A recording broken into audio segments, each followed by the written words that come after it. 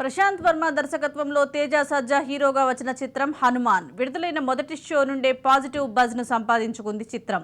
ముఖ్యంగా థియేటర్లన్నీ జై శ్రీరామ్ జై హనుమాన్ నామస్మరణతో మారుమోగిపోయాయి.